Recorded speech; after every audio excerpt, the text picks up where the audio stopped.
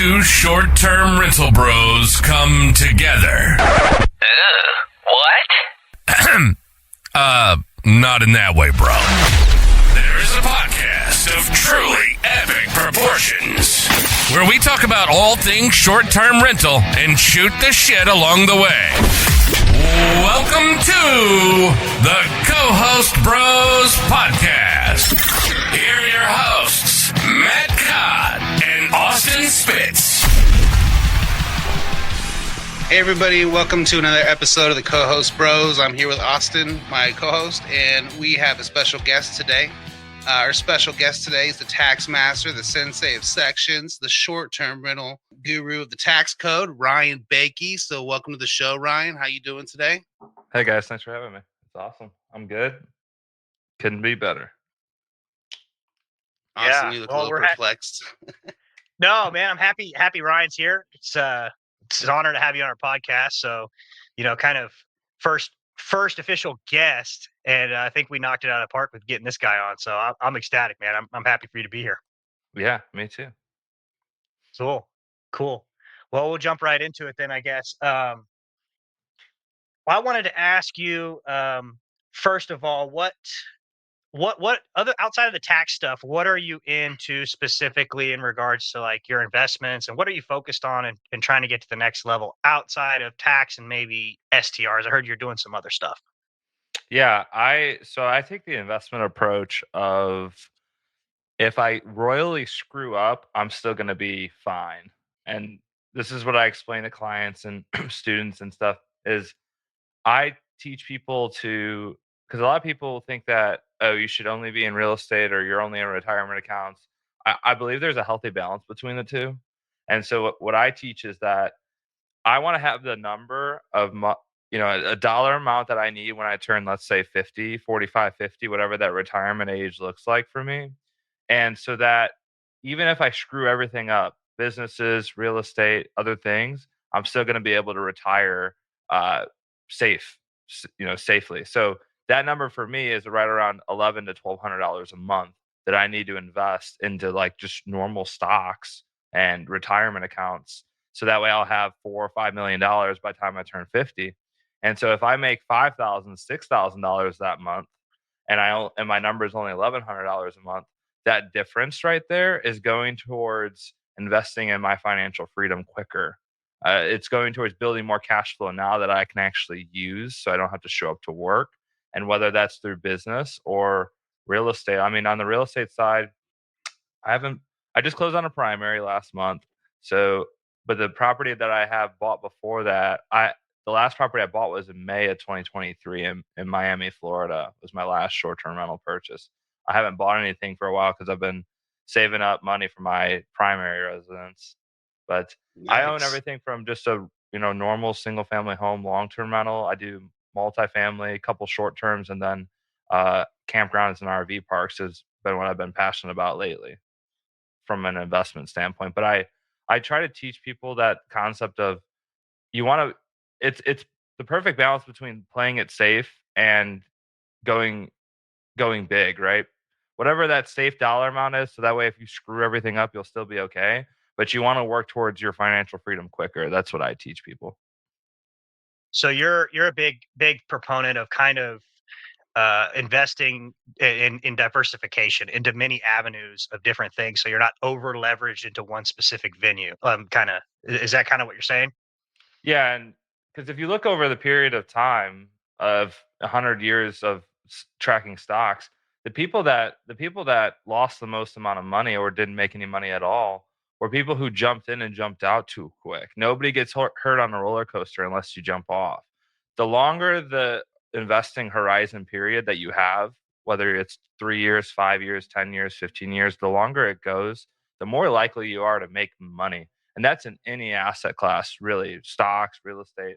The longer that you can hold out and outcompete everybody else, the more money you're going to make. I mean, that's why real estate really should be for somebody who's already built up a good amount of funds, because you can't enter and exit too quickly. You could get caught with not market regulations, but market factors, right? Interest rate risk, market risk, regulation risk. And so real estate's not a game where you want to try to enter and exit too quickly. It's a long-term game, but over 20, 30 years, you'll build a tremendous amount of wealth by literally just holding onto the assets. Yeah, I agree. I think that concept applies to every avenue in life. It's not really how long. It all comes down to how long you've been in the game and how long you've been invested. And people want to make money too quick these days, and they don't realize true wealth is built in decades, right? So, yeah, I couldn't agree. I couldn't agree more with that. So I think you missed. Do you still have a laundromat? Did you miss that one? So that is a small passion project of mine now, but yeah, it's a small investment. It only has actually 10 washer and dryers, so it's pretty small compared to most laundromats, but that was one of my first investments, and that's where I learned how to use what's called seller financing. So I teach people how to do seller financing, but understand it from why does the seller actually need to do it? Because when I first learned seller financing, I thought it only really benefited the buyer, right? I could buy a property with no credit, sometimes no down payment, no tax returns, uh, minimal closing costs. I thought the seller financing was only good for the buyer until I really learned the two biggest killers of wealth, which are taxes and inflation. And once I could convince the seller or sellers to understand that taxes and inflation are the two biggest killers of wealth. So let me give you an example. Like let's say I bought a property 20 years ago for $500,000, and that property now is worth a million. Well, odds are I've fully depreciated that property because I've held on to it for a long time, all the way down to zero. So if that person was to sell the property today, they would have $1 million capital gain. The difference between what their cost basis is, which is zero, and the sale price of a million. So if they were to just sell that and walk away, let's assume it's paid off, by the way, they would have $1 million capital gain, and it's going to be in the highest tax bracket. And then you got state taxes. So they're really looking at 30% right off the top to sell that property. So they get $1 million that hits their bank account, 30% of it's going to go to the government. So then they're left with $700,000. But on top of that, it's inflation that's going to eat away at their dollar, right? The 700,000 that they now have in their bank account is going to lose value to inflation. The government tells us it's normally 4 or 5%. If you ask me, it's closer to 9 or 10. Just look at the price of like milk, eggs, groceries, things like that. And so think about that. They leave that 700K in the bank. They don't do anything with it. A year later, it's really only worth 630. A year after that, it's really only worth 550. And then it goes on and on.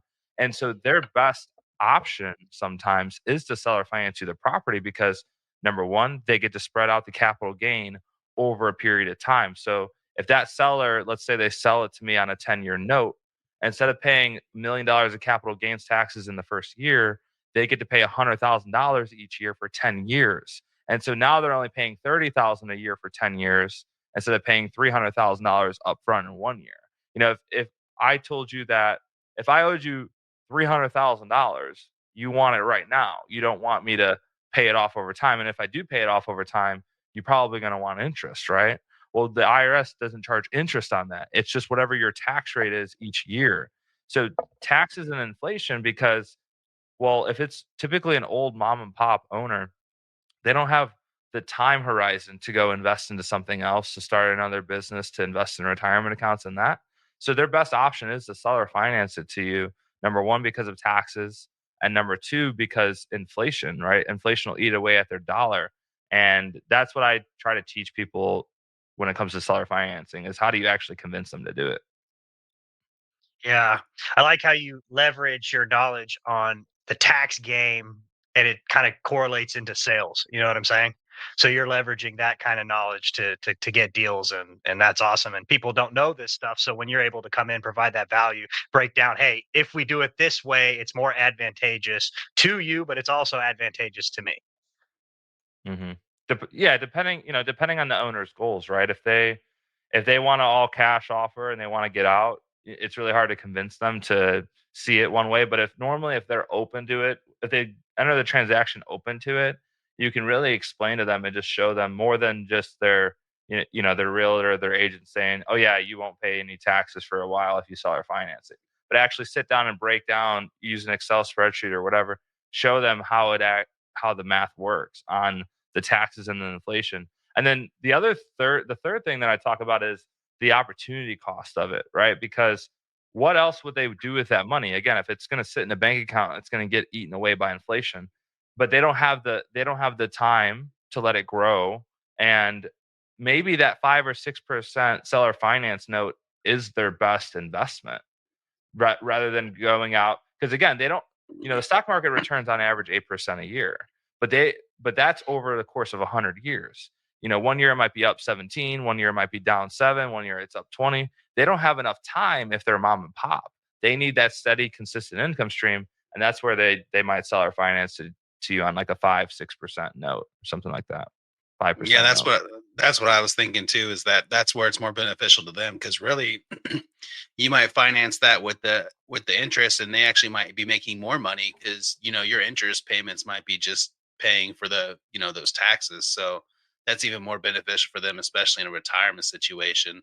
And I'm glad you brought that up, because I felt like seller financing was the same way. Like I was like, okay, cool, seller financing benefits me and nobody else. So that's a great point. That really works good. So my question is that with all these businesses you have these short-term rentals, you have the CPA firm, you have that laundromat, you working on some glamping things, so I'm assuming you're probably going to have some of those soon. What are you doing to market all these businesses, to get new clients, to get people in the door, to help your communities and things like that? Yeah, one of the things I'm a big fan on is omni marketing, or like omni marketing platforms. So it's also known as like the octopus method. So if you think about an octopus, it's got 7 or 8 tentacles, and anytime one of them gets like cut off or damaged, it actually repairs itself or rejuvenates itself. And so that's how I treat marketing. If you're going to sell whatever sort of high ticket, high dollar amount transaction you're going to sell, whether you're a realtor, whether you're trying to get a co-host client, because a co-host client, right? Like if you land $100,000 co-host, $100,000 property, that's a $15,000, $20,000 a year income stream. So that's high ticket to me. The biggest thing that I've seen that works well with high ticket is the amount of times that you show up on different platforms. It's almost like I call it the Cadillac method as well, because it's, if you see a Cadillac on a billboard, you see a Cadillac in the newspaper, on a TV commercial, and then you see somebody driving a Cadillac and you're like, I want the Cadillac. So that's why I'm a big fan of omni-channel marketing. So I'm on Instagram, Facebook, LinkedIn. I do email marketing. I'm on Twitter too, but I'm a really big fan of showing up in multiple places, because it's just the same thing when you look at something on Google and then next thing you know, you see an ad about it on Facebook. It's like showing up in multiple places, because when it comes down to it, it's frequency that builds trust with your audience, and how often you show up and the value that you provide that will actually get them to want to spend money with you and trust you. So I try to, when I break it down, in 5 days, I'm gonna be touching you 5 ways, is what I said, which is a really bad phrase, but I don't know how else to say it. That's No, not, I get it. but because it's like, okay, you follow me on Instagram, and then I'm gonna try to get you to download a tool or like a video or something like that. And then now that I have you in 2 places, you follow me on Instagram, you saw one of my free tools. I have your email now, and then I can start email marketing to you, right? So that's three contact points. Then I'm gonna try to get you to join into a Facebook group or something like that. And so now there's 4 contact points in the social proof. And so within 5 days, you're already seeing me in 4 to 5 different places. And that's what you need to do if you're going to be selling anything of high value, 5K, 10K or more. But Co-hosting, and you're agent. Go ahead. Go ahead, Matt. sorry. But you're accessible too. So I know that I've DM'd you, and you before we even knew each other in person, I've DM'd you. We had a conversation, and you respond in your Facebook group. That's almost 10,000 members now, right? So it's the fact that you're accessible. Like, to me, that's me. That's how I pick something. Like, I'm going to purchase something from somebody that's accessible and somebody that is personable, right? So if I message you and then and then I call you and we have a conversation on the phone, but I call you and you're like, oh, I'll set up an appointment, and then I'm talking to somebody else and I'm not talking to you when I'm thinking I'm talking to you, that doesn't work for me, because I'm not that kind of person. That's how I need personal interaction. So I think that's great, and I agree 100% with the way that you do your marketing. I do it in a similar way with my properties, my property, and I also do the similar way trying to get co-host deals. So I think that's fantastic. What did you have, Austin? I'm sorry about that. Oh, just to pivot off that, I've gotten a lot of co-host deals by doing that first and just reaching out to owners on Facebook forums that are struggling and basically just helping them and not asking for anything at all in return. And it's led to me getting more contracts that way because my whole goal was obviously to get the contract, but I was not in there like saying like, I'm going to help you first is basically what I'm getting at. And that's what I want to pivot to. And that's a big thing that Ryan's good on. We've messaged about it before and he's always pouring into others. I've had conversations and asked him tax questions and he helps everybody out like that. So I want to ask Ryan, like, what have you seen from giving away all this free game to people? Like, how has that impacted your business over the last few years? Has it made a drastic impact or is it just something that you do? It's so I was doing the right things without knowing I was doing the right things, really. Like I was just giving value without expecting anything in return. And if you give into infinity, you'll never have to ask. If you just give, give, give, and always give, you'll never have to ask because what happens is the more that you give, you build this imaginary bank of goodwill with your audience or your prospects or whoever you're trying to sell to. And every single time you give away value to people, you're depositing into that bank. And when you eventually go to ask for the sale, that's taking away from your goodwill bank, right? So I thought was when I learned this is if I just give into infinity and build up my goodwill bank that's a mountain on top and it's way higher than anybody else's is, I'll never have to ask for the sale because somebody will want to repay the favor. It's kind of there's a story of the Olive Garden method where uh there was three waitresses. Have you guys ever eaten at Olive Garden? You guys been Yep. there before? Yeah. So there was three waitresses, right? And the first waitress went to a table, and when they give you the bill at Olive Garden, they bring you candy, they bring you a mint, and typically they just one mint per person, and they put it in the little the check, right? And so the waitress that did the routine on average only got a 10 to 12% tip. Now the waitress that came to the table and brought more mints for everybody got a higher percent tip because the people were like, well, hey, she went out of her way to kind of bring us more mints. We normally are only getting one. She brought more, and that waitress got X% more tip. But the third waitress, the waitress that made the most amount of money in tips, went to the table, left the mints, went to the kitchen, and came back and brought more mints. And what that did to the table was she went out. They thought that she went out of her way to provide us more value, and so she would just do it right before they signed the check. And that waitress is the one who made the most amount of money in tips. And what I learned from this is that if you give value to people, they're going to want to repay the favor typically, unless they're normally like bad human beings, right? But if you give away something, people can almost sometimes feel indebted to you, like maybe like they owe you something. And so that's where I've adopted the framework of if you give into infinity, you'll never have to ask for the sale because you're just building up this huge bank of goodwill. But when you do go to ask, that's what takes away from it. And I mean, you should be asking for the sale, right? That's how you build a business. But think of it like a TV commercial. Everybody's programmed when they watch TV shows. There's 45 minutes of the actual show and there's 15 minutes of commercials.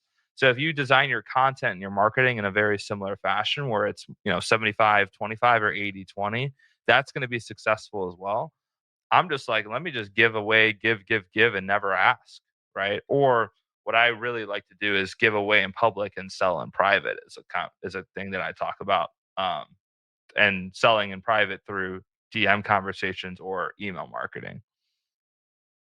Yeah, because when you sell in public, you're basically casting that wider net to where everybody else can kind of look in. So say if it's on Facebook, other Facebook followers are like, "Oh, I had that same question. Ryan just answered it. So maybe I'll reach out personally to him." Kind of like that is what you're saying, right?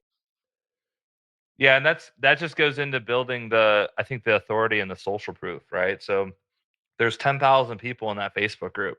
There's hundreds of other actual accountants and CPAs in that group that I've let in. I don't know why, but they're in there and I don't really care As because you give. it creates this ambiance it's so funny because and you've probably seen this before if you've been in there long enough. there's been people that will post and they'll say, "Here's my question. Do not answer this unless your name is Ryan." Like they would literally put that on the post. I'm like, there's people that are smart. They're way smarter that have been doing this for twice as long that I have that are in this group that are qualified to answer that question, but they want to hear it from me. And you got some good people in there. Yeah. I've seen it. I was like, damn. Yeah. So let me ask you this then, piggyback off what you said. You're saying there are these more experienced accountants and CPAs and stuff like that in the Facebook group. How is your personal experience? Is your confidence super high, or what is it that you have that you don't obviously have any kind of imposter syndrome, or maybe you do have it, but how do you mask that? And like, is it just like you just don't care and you're just foots on the gas and go? Do you experience any kind of imposter syndrome with being where you're at such a young age? Yeah, I had a tremendous amount of imposter syndrome. I think imposter syndrome is just doomed onto us by society. You know, it starts with our parents sometimes, starts with our family, significant others. Even when I bought my first house when I was 21, there were so many people that were telling me, what if the toilet goes out, right? All those type of stories, or like I left to do this full time when I was 23. I always got what ifs, what if, what if, what if. But there's never anybody in my life to tell me, what if it could be better than you ever imagined?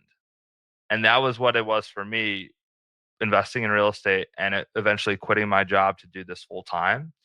It was better than I ever can imagine. And so now I'm going to be that person that can tell somebody and strategically advise them. Obviously, not just don't quit your job if you don't have an emergency fund, but strategically advise somebody that, hey, everybody in your corner is telling you what if shit goes wrong. I'm here to tell you what if it goes right. Because if it goes right and you hit it big, like you'll never have to work your job ever again. And your worst reality is your current reality, right? Because a lot of people working W-2s that have a good skill set, they save up, let's say 12 months of emergency fund, and then they go out on their own for business. Well, what's the worst case? They just go right back to that job or that field, and then their worst reality is their current situation, right? Um, to tackle the imposter syndrome, I had it big time. I think I had it, but it never really set in until it was like the day before when I first spoke at the STR Wealth Conference in 2022, June. Um, I was so nervous. Like I I was so nervous because there was about 800, 900 people there. And right before I got back on stage, or when I was in backstage getting mic'd up, the person that was micing me up could like tell that I was nervous. And they're like, "What are you nervous about?" I was like, "Well, I'm up here in front of 800, 900 people talking about something." And he goes, "Well, there's a reason why you, out of all the 800 people that are in here, are up on stage." And I was like, you got a point. And it was after, because there's a reason that out of 800 people that attended the conference that I'm the one that's up on stage. And that was what allowed me to get around my imposter syndrome. And then I spoke there, I've spoken plenty of times since, and I've really kind of overcome that hurdle because it's like once I did it, then I overcome the hurdle of having that imposter syndrome. So when you go out now and speak in front of people versus how you felt that day, it's completely different. Like your confidence level is different. You walk out with a different kind of swagger and you talk different, right? Because you put yourself through that fire and that uncomfortability. Would you say you still get nervous, or is it still like, hey, I'm speaking on stage, sounds good? It Oh, that's how my reaction is every time somebody wants me to speak. I'm like, "Yeah, I'm there. Let's do it." But I That's awesome. think I those nerves are always there. It's kind of like, they actually they made Patrick Mahomes when he was doing that documentary for the football thing. They made him wear like a wristwatch or like an Apple bracelet the whole time.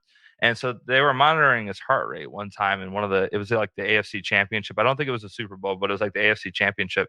His heart rate was higher when he was off the field watching his defense play than when he was on the field actually playing because he knew he was that confident that if he got the ball in his hands, he'd win him the game. And that's how it was kind of for me is once I get up there and I get in my groove, I'm not nervous anymore.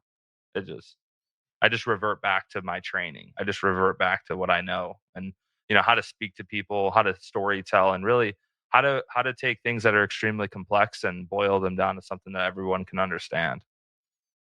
Yeah, that's awesome, man. Matt, what you got?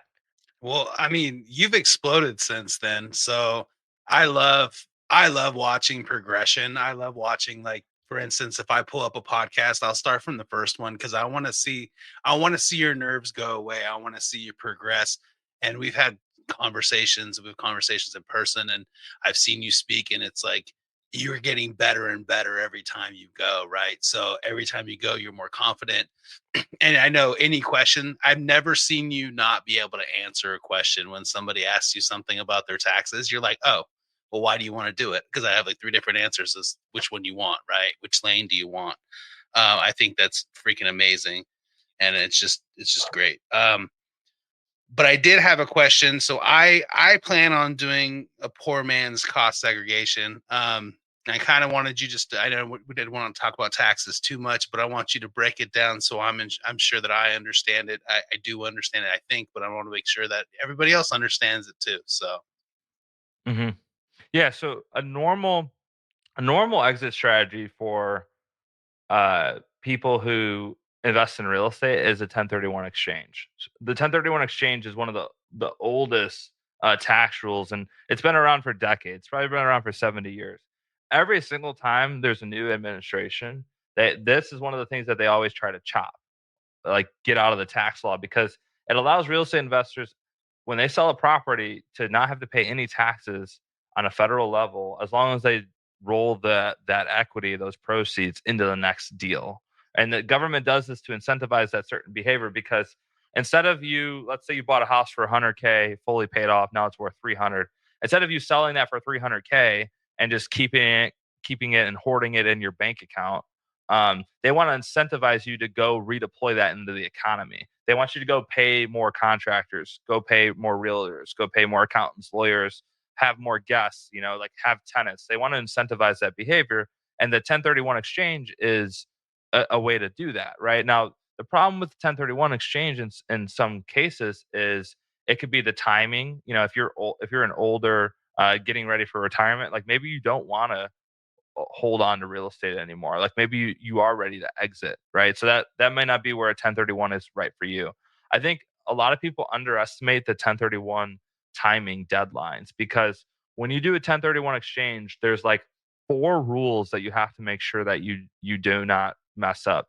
The first two rules are going to be the timing rules. So when you sell your first property, you have 45 days to identify up to 3 replacement properties that you would eventually purchase. And you have 180 days from when you sell the first property to close on one of those 3 properties that you've identified, or all of them, doesn't matter.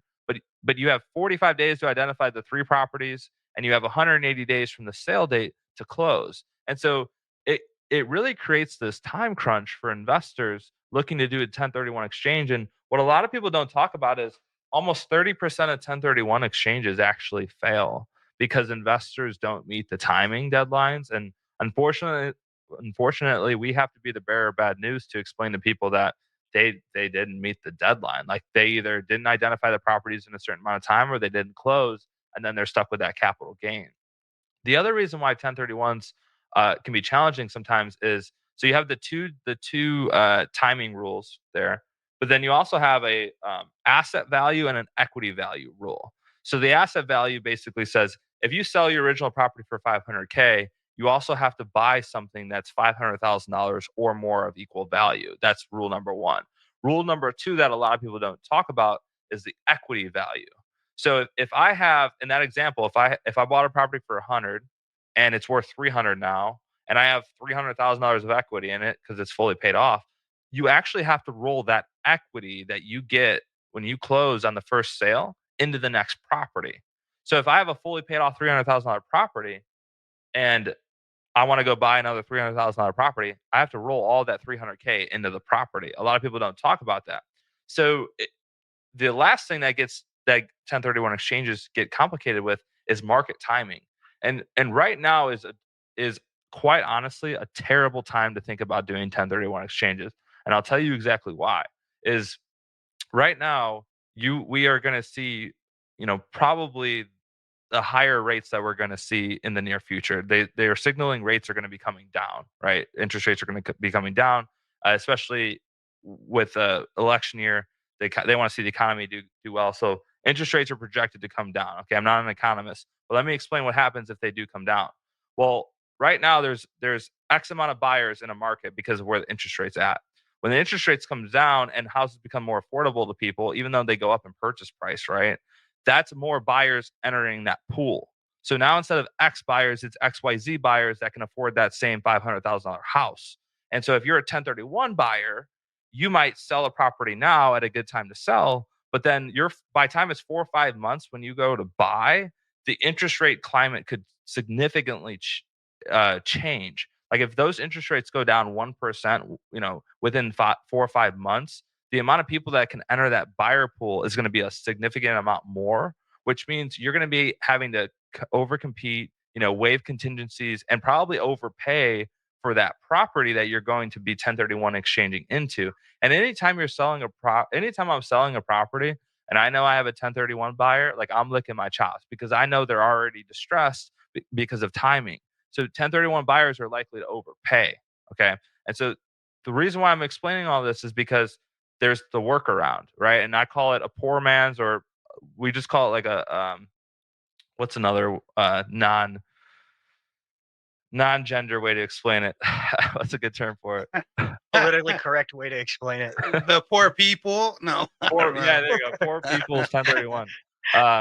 Where you do the same steps almost. You sell the property. You're gonna sell the property. You're gonna take the proceeds and buy another rental property. And as long as you close on that rental property and place it into service before the end of the year, you can use the depreciation that you generate on the new property to help you offset the gain from the old property. And you don't have to deal with all those rules and hiccups that I just told you about. You're still obviously going to probably be worried about the interest rate market, because if you're buying in the future, interest rates are going to go down, but there's going to be more buyers, be more competitive. But at least you don't have to worry about those timing restrictions. And so, in some cases, clients are better off selling the property with no 1031 and seeing if there's a good viable option for them that same year that they can get into service. But if not, they're totally fine with just paying the taxes and then moving forward, instead of being distressed and putting that money in a bad deal. Because here's the thing, right? If you do a 1031 to save money on taxes and you overpay for a shitty property, you're going to end up selling it next year or the year after anyway. And then you just doubled up on your transaction costs, right? Versus if you just sold your property, you kept the cash, and you were smart and you're strategic about what your next investment's going to be, the amount of money that you save in taxes, compare that to closing costs on both sides of the transaction. Sometimes it's actually cheaper in taxes and like overall financial sense to just not do a 1031 exchange. So if you're doing, back to your example, if you're doing a 1031 exchange, say the $300,000 property you have, if you let's say you want to roll it into the next investment, but the next investment needs $75,000 worth of rehab fixes, is there a way to like not really manipulate it, but is there a way to utilize a 1031 exchange where you can take that extra equity and then also finance the potential rehab? Or is that not a thing? That would probably be the type of loan product. But in that example, like you could buy a $400,000 property, put $300K down, you only have $100,000 loan, or there's some banks that will work with you on a specific type of loan that uses 1031 funds, and then they'll fund the rehab or the renovation. So that can be accomplished. I think that's the biggest takeaway, is that if you have 300K of equity in the property and the property's worth 300K, you sell it for 300,000, you have to roll all that equity into the next property for it to be a fully tax deferred exchange. Now, you can withhold some of the money. Let's say I want to hold back 50 grand, but just know that you're going to be taxed on that 50 grand. Okay, yeah. Gotcha. That makes sense. So sometimes that is smart for people to do. Like I just helped somebody. They had about $500,000 of equity, and they were fine with holding back about $150K, paying the taxes on it, because they really kind of wanted to pay themselves back and then fund some renovations for their other properties. And so that's totally fine if you just understand the ramifications of it.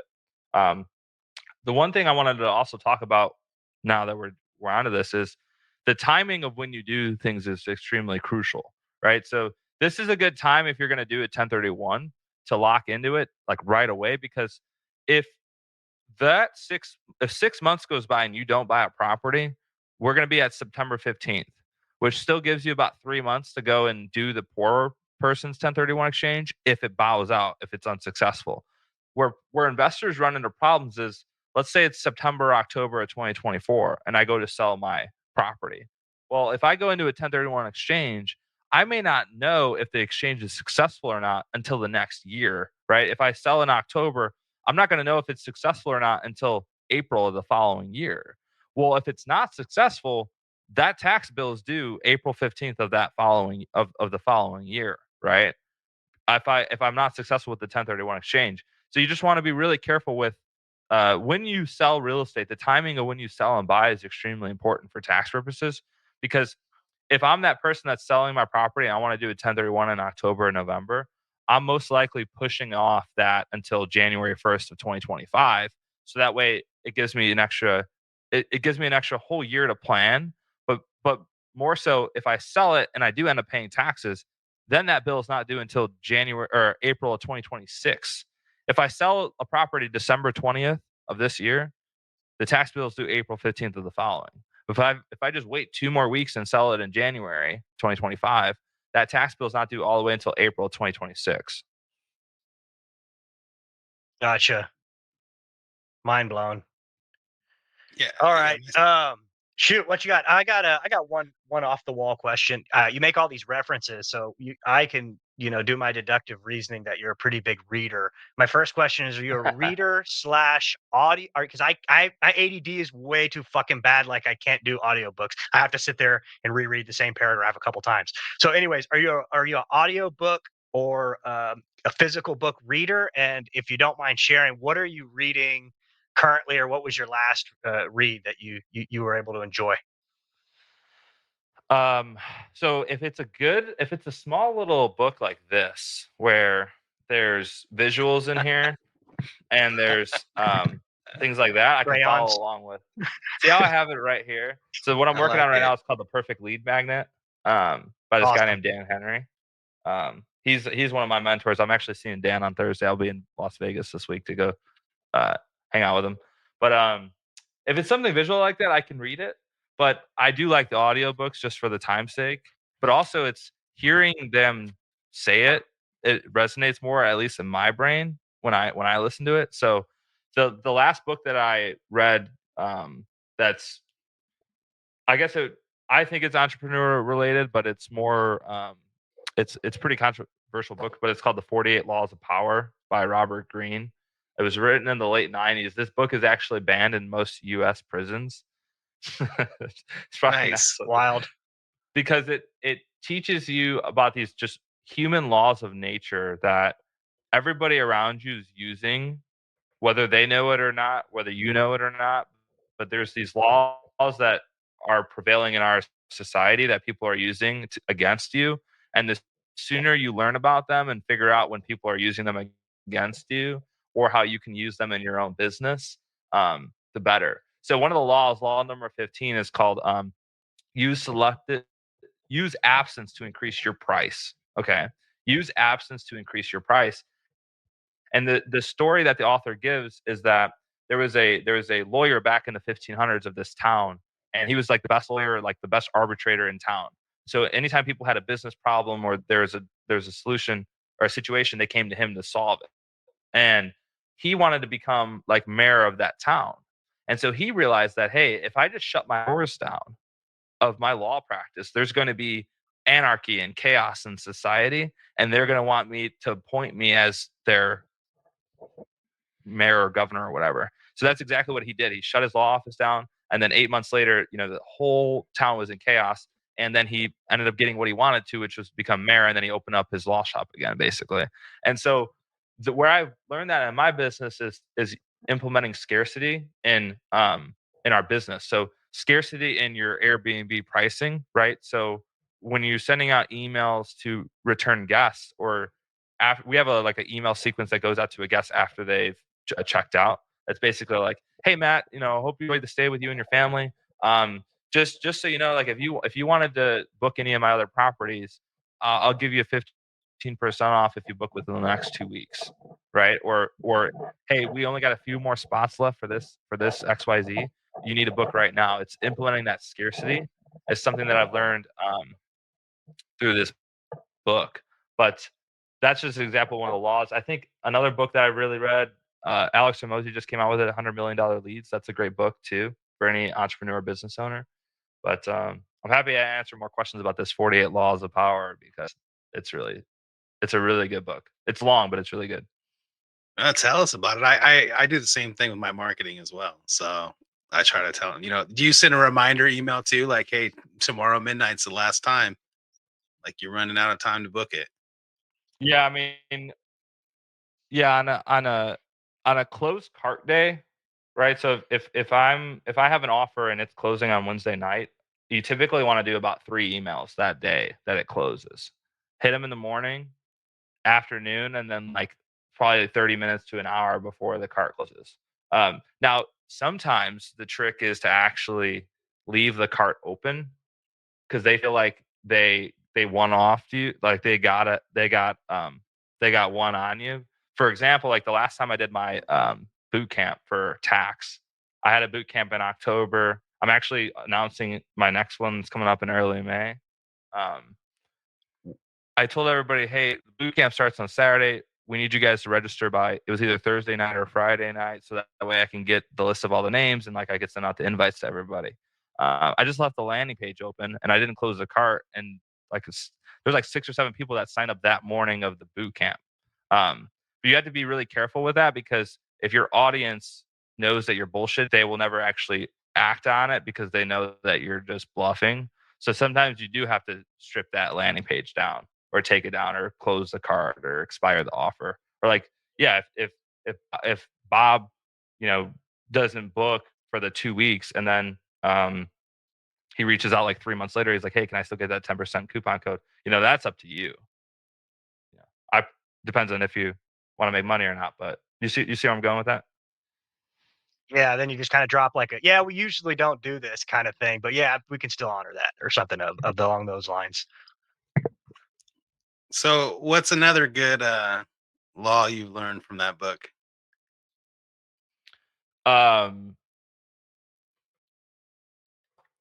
There's one that's like get others to do the work for you, but take all the credit. So like I have a 10,000 person. That's what you got to do in the right? corporate world. So say it again. Get others to do the work for you, but take all the credit. Get others to do the work for you, but take all the credit. That seems wrong, though. No. I mean, so the example that the book gives is like Nikola Tesla. He was a founder of electricity and modern day electricity that Thomas Edison claimed to be the founder of, right? And so Edison and Tesla were friends with each other for a long time. And again, Edison pretty much stole what Tesla had worked on and took all the credit for the work that he had done. But he framed it in a way of like it was Tesla that did most of the work and Edison took all the credit. So a lot of times people who run social media brands, like I have a team, behind me, right? I have a 10-person team of CPAs, VAs, salespeople, but I'm taking all the credit. It's my company. I'm taking all the credit. Sure. Makes sense. What so how you spoke about VAs.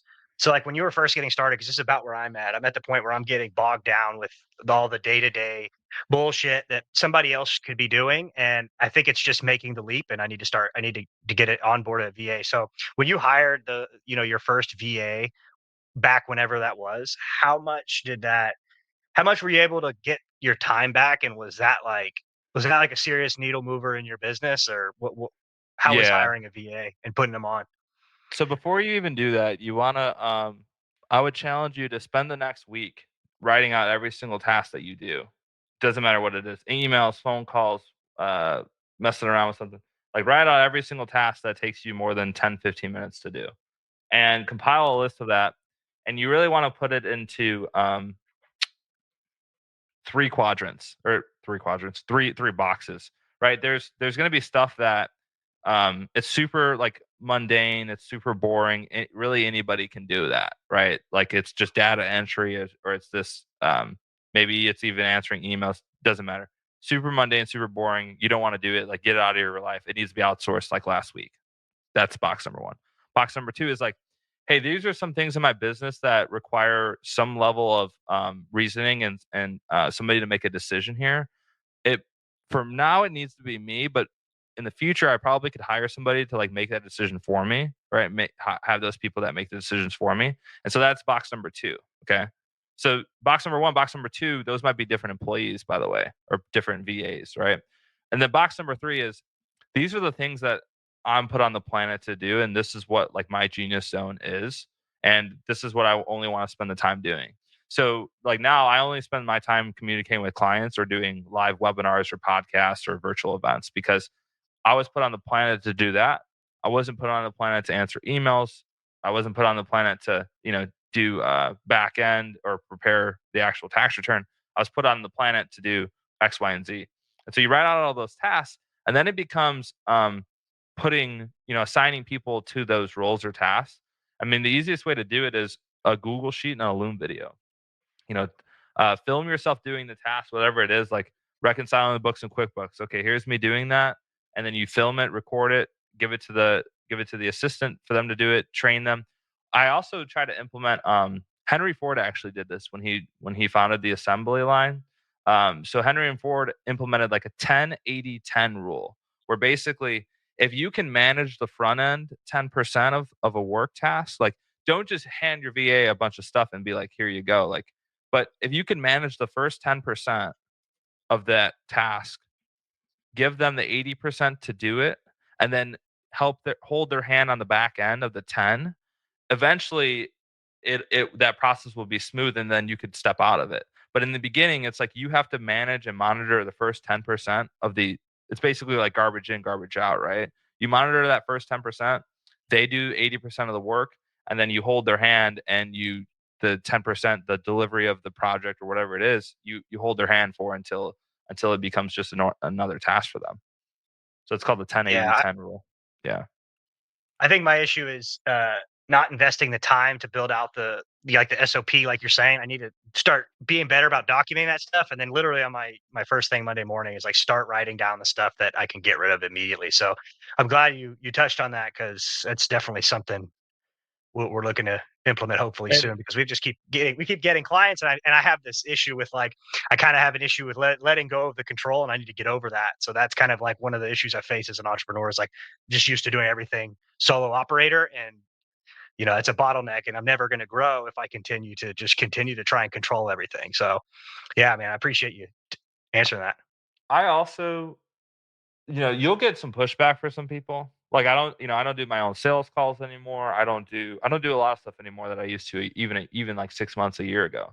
You'll get a lot of pushback from clients and prospects, or just people in general. But the what you have to understand is that if you do not spend every single minute of your life in your genius zone, like doing what God put you on this earth to do, you're actually doing the world a disservice, because you have a skill set that's unique to you and only you can provide that. And if you do not spend every single minute of your life doing that, that's a disservice to the world. And so that when I looked at it that way, I was like, okay, that allowed me to get the mindset of getting out of doing the data entry, getting out of doing my sales, getting out of doing a lot of these stuff that I didn't have to do, that somebody else could do for me. And I would just look at it under that lens, because it's not, I'm not going to say it's not hard, but from my business, like getting from 0 to 250K in income or whatever, like that was shoulder that load, and I can do that. To get to from $250,000 to $1 million of revenue, I had to rely on other people. I had to be able to delegate some stuff and offshore a lot of tasks. And to go from the million to the 5 million that I'm trying to achieve by the end of next year, that's going to take more of that at a high level. It's like, to get to $1 million, it's like actually focus on things you shouldn't be doing. Like, what should you not be doing that you can delegate, that you can give to other people, so that way you can focus on the core thing that you do best, whatever it is that you feel like God put you on this earth to do. I need to spend more time in the Genius Zone. I'm gonna add that book to my read list too. It's a good one.